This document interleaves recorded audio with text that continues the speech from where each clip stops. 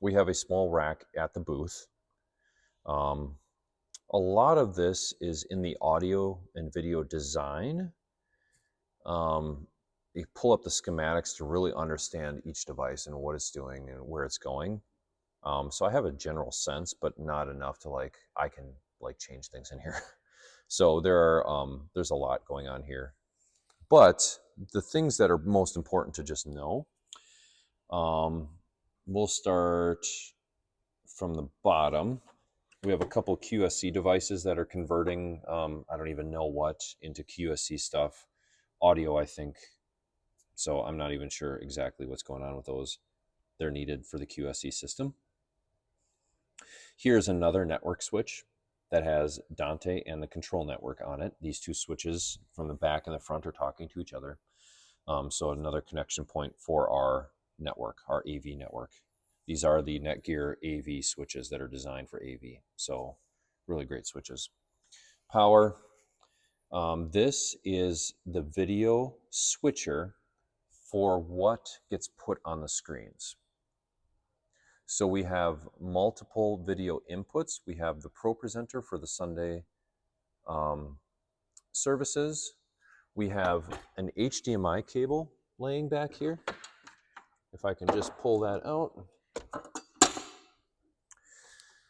That is a laptop that you can plug in and put that audio and video on the screen.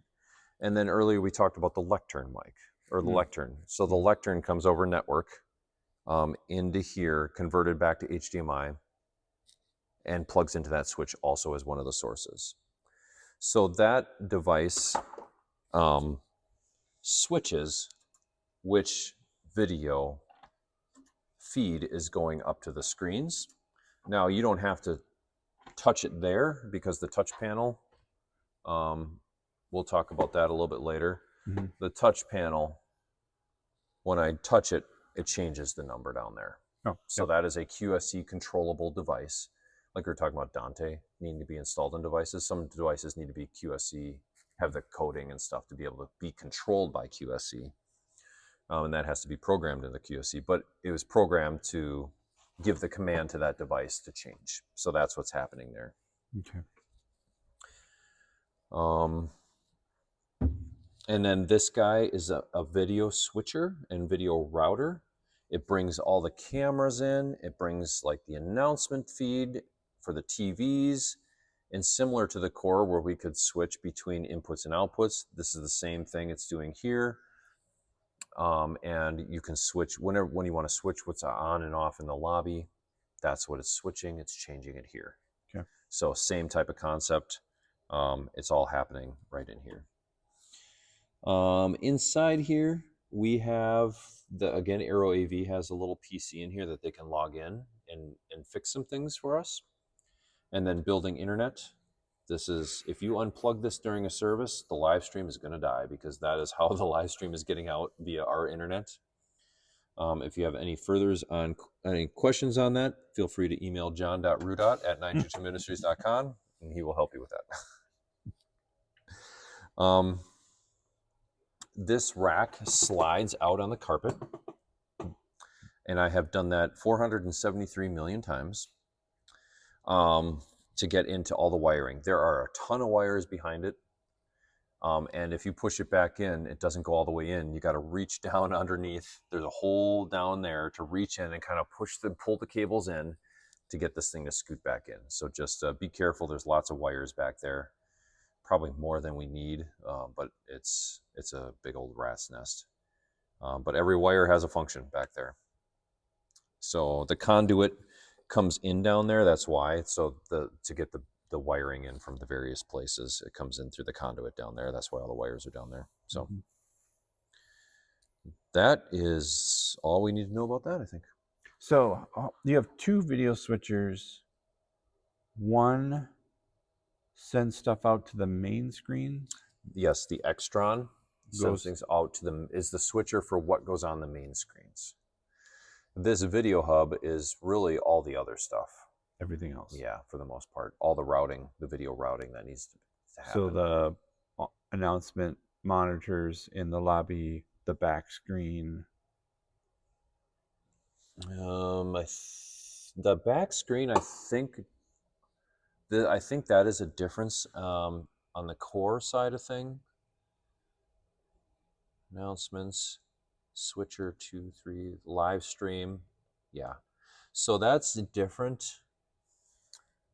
We have a SDI cable that goes directly up to this projector because this is the only option for Confidence Monitor is this rear projector. Okay. At the core, we wanted to be able to route that to those different connection points on the stage or things like that. So I think because of that, they designed the system to put the Confidence Monitor through this. This building was already built, so we were kind of working with what was already here. And I think there was no reason for the Confidence Monitor to go anywhere but on this back wall because we don't even have connections for TVs or anything else anywhere else to put it. Okay. So that's, I think, a home run cable from behind the computer here up to that projector. One note about that projector, that is an older projector. At some point, it probably will be replaced. What I was told is that you just need a projector that has the the protocol for QSC, so that QSC can send the command to turn on and off. So when we power things on and off at the touch panel, that's actually the QSC unit in the back closet sending over the control network to that projector to say turn on or turn off.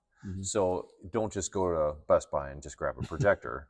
You need to make sure it's one that, whatever the name of the protocol is, that QSC can communicate with it. Okay. So that's just one thing to note. So I don't know if I'm going to dive into ProPresenter at all. Maybe I should. Maybe I should just what I know about it. Yeah, we'll do that. So I'll talk about that in the next video. That should be it for this.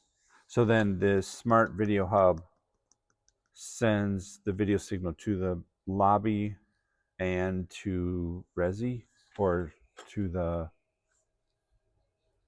video mixer? Well, we have sources. So sources are the cameras, the two cameras that are mounted. The announcement slides. I don't remember the switchers, and then the stream, the live stream. So the live stream can also be put out on the TVs as well. That's another thing you can switch to. Destinations.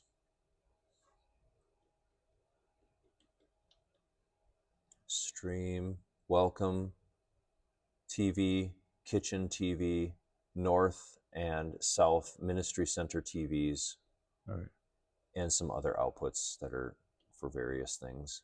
So yes, the outputs are the TVs or the live streams. And I can't remember what else goes to the live stream. So yeah, that goes back to how this was all configured when they put it together on the schematics, and what they needed to be able to do to get things from here to there.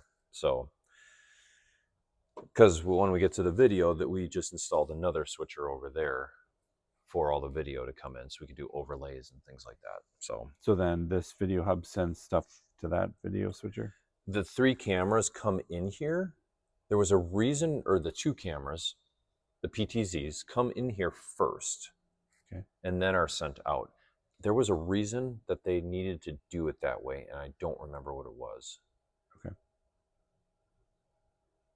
To get the cameras, to get those camera feeds to where they needed to go. So the cameras come in here first for whatever reason. I don't remember.